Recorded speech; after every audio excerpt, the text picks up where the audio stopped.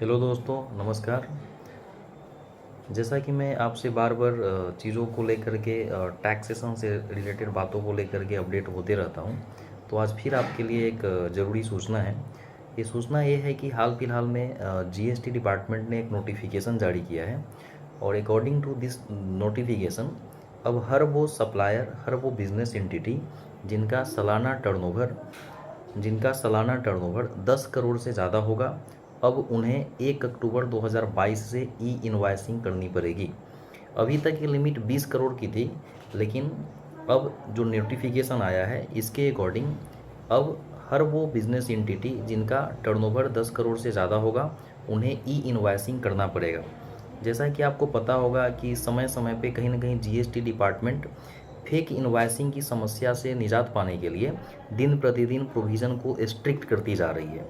अगर आपको याद हो तो फर्स्ट टाइम अक्टूबर 2020 में ई इनवॉइसिंग के कॉन्सेप्ट को लाया गया था और उस समय यह लिमिट 500 करोड़ था कि जिनका टर्नओवर 500 करोड़ था, 500 करोड़ से ज़्यादा था, उन्हें ई इनवॉइसिंग करना पड़ रहा था।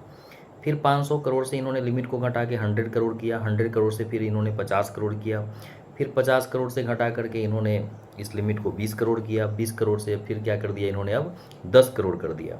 और आने वाले टाइम में प्रपोज्ड है कि माइट बी पॉसिबल कि 1 जनवरी 2023 से हर वो बिजनेस एंटिटी, हर वो सप्लायर जिसका सालाना टर्नओवर 5 करोड़ से ज़्यादा होगा उन्हें ई इनवॉइसिंग करना पड़ेगा। मतलब अब वैसे भी बिजनेस एंटिटी को इन चीज़ों के लिए रेडी रहना पड़ेगा जिनका टर्नओवर 5 करोड़ से ज़्यादा है।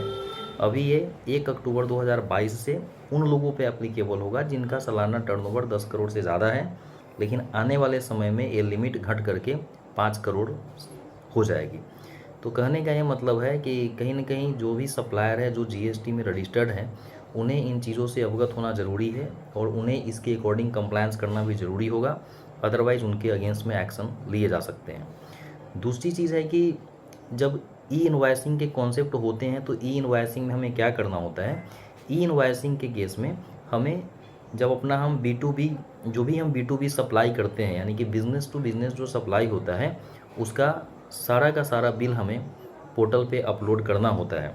हमारा जो GSTR-2B होता है फॉर्म, उसमें हमें सारे फॉर्म को अपलोड करना होता है बी टू बी जो सप्लाई हम करेंगे।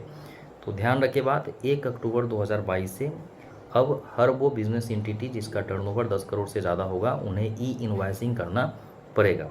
Thank you.